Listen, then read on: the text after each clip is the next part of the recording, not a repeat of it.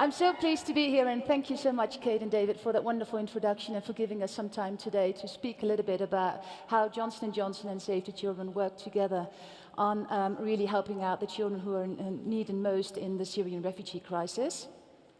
My name, once again, and I think Kate did a wonderful introduction. I know my title is very long, so I do apologize. My name is Annet Eijkelkamp, and I am the lead for the employee engagement efforts of Johnson & Johnson's Global Community Impact Group in the Europe, Middle East, and Africa region.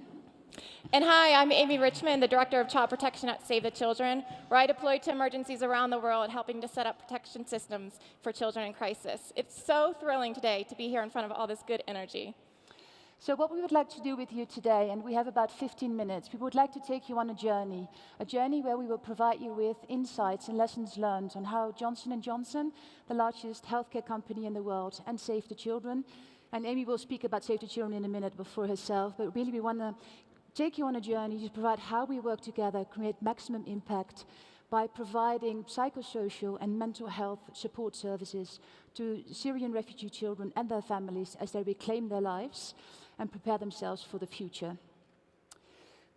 So before we do that, I would just like to take this opportunity, and Amy as well, just to say a few words about our roles in our respective companies, and then we will go into a Q&A session where I'll be asking Amy a couple of questions on what is it like to really be a refugee child. So Johnson & Johnson, and that's what we're here for today as well with our delegation, is we are responsible for the global community impact programs throughout the world. I am here specifically for the employee engagement programs in the Europe, Middle East, and Africa region. And we have a very strong purpose, as you can see here on the screen. We support and we champion the people on the front lines. So really the people are at the heart of delivering care. One of the programs that sits within the employee engagement strategy that I'm leading is our partnership with One Young World. And I'm really happy to announce here today is that not only have we been partnering with One Young World since 2013, but this year we are having our largest delegation to date present, probably in this room all here today, I hope. 45 people in total. And this year, for the first time in the history of our partnership, we also have 8 aspiring scholars with us, all working on the front line of health. And I think when I talk about frontline of health and also looking at the theme of this year's summit, peace and reconciliation, I think what better way for Johnson & Johnson not only to express how we work public-private or how two organizations work together, than to have Amy here with us today, a true health line and frontline healthcare worker who's in the field, sees with her own eyes what the damage and what the disaster of a refugee crisis is bringing along with her. So please, Amy. Thank you. And Save the Children is an international NGO working in over 120 countries across the globe to give children a healthy start, opportunities to learn, and protection from harm. We invest in childhood every day in times of crisis and for our future.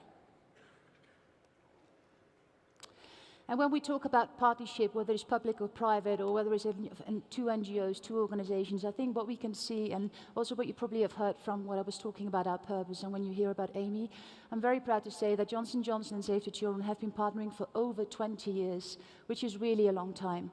And I think guided by our strong principles and our guidelines around values, around trust, innovation, collaboration, I think we're very proud to be here on stage today to share with you an example of how public and private can work together. So nearly 6 years ago, when the Syrian refugee crisis hit, Johnson & Johnson stepped forward and asked Save the Children how they could help these children and families fleeing war. And with their support, we've been able to provide access to life-saving health care, psychosocial support, and mental health services, and opportunities for children to continue education. I think it's a partnership that we can truly say helps the most vulnerable in crisis, children. Absolutely. So first, just a quick snapshot of the immense crisis that we're responding to today. Today, never in the history of the world has there been more people facing displacement and refugee status. 65 million people. And as we speak, every 3 seconds, another person is making the decision to flee to safety. 65 million people. That's the entire country of France. And most of these people land in either low or middle income countries, countries already struggling to provide basic services. The Syrian refugee crisis alone has displaced over 11 million people, and half of these are children, the most vulnerable. Syrian children have had to witness what no children should have to: the destruction of their communities, the bombing of their homes, their schools, and the loss of loved ones. So, Amy, maybe we can sit down. What I would like to do is, and of course we work very much closely together, but we'll try to figure out how could we do this best and to really to share with you what it's like to be a refugee child and what it's like to be on the run. So what we will do is I will be asking Amy a couple of questions, and the first one is really around courage. We hear that a lot, Amy, is that what's happening in Syria is considered to be one of the biggest humanitarian crises since the Second World War. And people are talking about a lost generation. Can you share a little bit about when you hear that in the news and how you deal with that from the Save the Children perspective? Well, just take this family of 5 that we saw on the courage slide. This family arrived in Zaatari refugee camp in Jordan across the border, on foot, with little to nothing, and a seemingly endless road. When families make this decision, it takes a lot of courage because, as you can imagine, it impacts their entire lives and their future, especially for children. Regionally, we see neighboring countries taking in the influx of refugees, struggling to provide access to basic services, and this includes education. So when we talk about lost generation and the possibility of a lost generation if we don't act quickly, this is because many of these children have been out of school for years. And when we ask children who are able to attend school that we work with in Syria and refugee camps, the ones who are able to attend school tell us that they rarely feel safe in school. So you can imagine this has a huge impact on their learning. Loss of education has a huge psychological toll on children's lives and, of course, their future.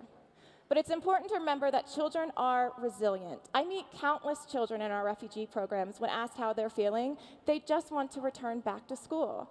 And this shows us, while we know these children have experienced traumatic events, that they still have a sense of hope for their future. They also tell us that they want to be teachers and doctors, specifically so that they can go back to their country and help rebuild, which is really amazing. And this is something that our partnership is working hard to try to restore for these children. Thank you, Amy. And I think just to echo that, I think it indeed takes a lot of courage to actually leave your country.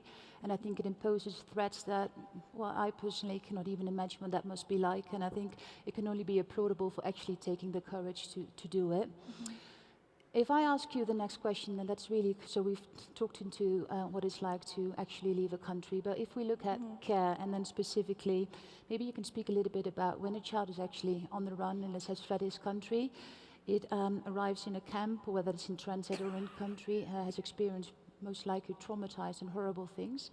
What happens next? What do you see, and what kind of care is the initial that you really want to focus on first when you arrive at such a location? Sure. Well, just imagine the story of this young girl who was by the fence on the care slide. Her name is Arwa. She's 6 years old. And just imagine, she found herself in a displacement camp in Iraq, thousands of miles away from her friends, her community, her school. Her family alone spent 1 month in their house under shelling and bombing before making the decision to leave. These children need highly specialized, individual, and immediate care. So what we see when families are displaced, they might find themselves in a variety of situations. They might be able to find family or friends in their host countries who they can stay with and can take care of them. But the most vulnerable who don't have these family supports may find themselves in a refugee or displacement camp. When a family first arrives to a refugee camp, the first thing that happens is they need to be provided with the basic services, which is food, shelter, water, immediate health care needs, and also safety and security. And for unaccompanied minors or children without a caregiver, this also includes placement in an alternative care situation, so either a monitored foster family or a group home. And this needs to happen immediately because children without the protection of a safe, trusted adult are highly vulnerable to exploitation and abuse in these situations. But it's not just the basic services that are needed. Provision of immediate and basic psychosocial support can also help children and families recover, which is something that's part of or key to our partnership with Johnson & Johnson. Thank you for that. What we would like to do now, and I often hear that people talk about a picture says more than 100 words, like you see here probably all on the screen, but what we'd like to do is we want to show you a video, and hopefully that video says more than 1,000 or maybe 1,000,000 words or impressions. What you will see here, clicking through, yes. You will see Yaman, a 5-year-old boy who has fled Syria with his family, with his brother, Mohammed, and their father. And we want to show you what the true reality is of a child that is expected or is in a refugee status and is really focused as around a refugee child. So maybe the crew can play the video.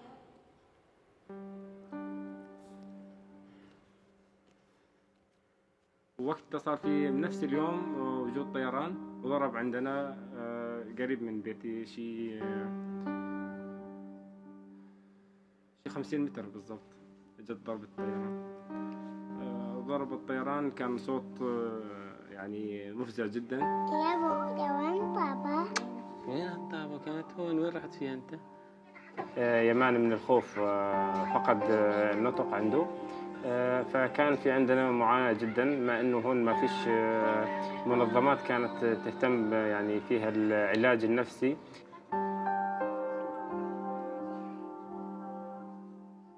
محمد لما بيتعرض لحالة الاختلاج بصير لون جسمه كامل أزرق، بتشنج عصبي، بيشد على أسنانه، عيونه بيقلبوا، بصير لون البياض فيها أكثر. كنا نسعفوا للمشافي الموجودة في اهتمام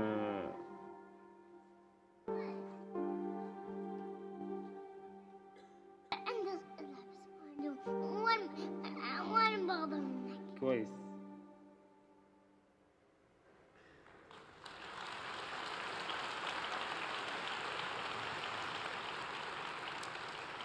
I think looking at this video, and I hope I speak on all of you, I think you just want to take a few minutes or a moment to pause and to reflect on what a crisis or a civic war leaves behind and how deeply it impacts the lives of children, specifically here for Yaman. What I would like to do is I would like Amy a last question, and that is around resilience. We hear that word a lot in the media. People use it a lot. We spoke about courage. We spoke about care. We have seen Yaman here in this video. And he's probably one of the many of thousands of hundreds of thousands of children that is displaced. What is Save the Children doing to rebuild their lives? What kind of programmatic and systematic programs are there to help these children move ahead in life? Mm-hmm. Yeah, so as we can see, many children like Yaman and Mohammed have been severely affected by this crisis. But again, it's important to remember that children can be incredibly resilient. So when we talk about children's internal resilience, we're talking about their ability to bounce back after a traumatic or difficult event. And this ability can either be weakened by negative influences or people and events in their life, but it can also be strengthened by introducing positive factors and events in their life. So resilience activities focus on these things, building self-esteem of children, connecting them to positive coping mechanisms.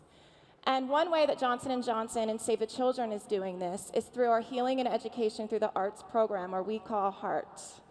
So HEART is our expressive arts-based approach to healing for children. And when we say expressive arts, we're talking about the range from drawing, music, dancing, storytelling, puppet shows, singing. All activities that bring joy, fun, connection, and communication to children's lives. In the HEART program, we see the healing begin when children are able to finally express themselves after a traumatic event, either through artistic expression or to a trusted, trained adult within the program. The outcomes that we have seen are that children feel less isolated, more connected to their friends, and are even more engaged in school. Sometimes we even see that it facilitates help to return to school after dropout, which is something else that Johnson & Johnson are doing through our educational and early childhood development programs. I'm really proud because since Save the Children started the HEART program in 2011, we have reached over 250,000 children in over 22 countries. Thanks. And Johnson & Johnson has been an early recognizer in the importance of mental health and psychosocial support programs. So they've been an important and one of only few key corporate partners for us in this work. And I think that's something that we're both proud of. Very proud of that, absolutely. And I think it's, when you speak about us, and it's fantastic, and Johnson & Johnson is one of the partners, of course, that is working with Save the Children. But what would your recommendation be for other organizations here in the room today, or other NGOs that you could potentially work with? Yes, thank you. Because it can't stop with just us. As we said in the beginning, we're facing a historical figure. 65 million people are facing displacement today.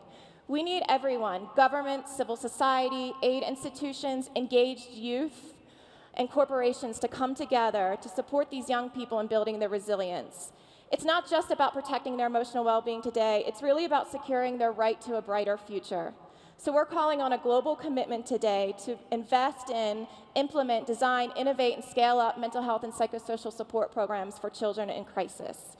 And I just want to take a second to thank Johnson & Johnson for already taking a leadership role in this space with us.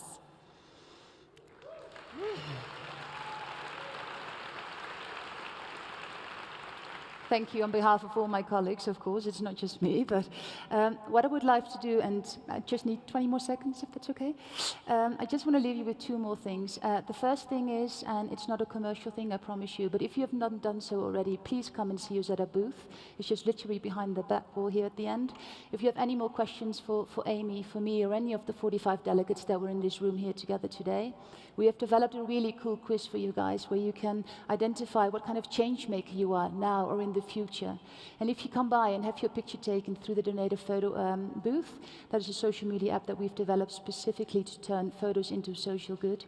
We will donate $1 to Save the Children's support they're giving to the famine crisis. Thank you. And last but not least, I really am so proud once again that we've been given this opportunity to be here today and to present to you, and hopefully we have taken you on that journey as we promised we would in the beginning of our presentation.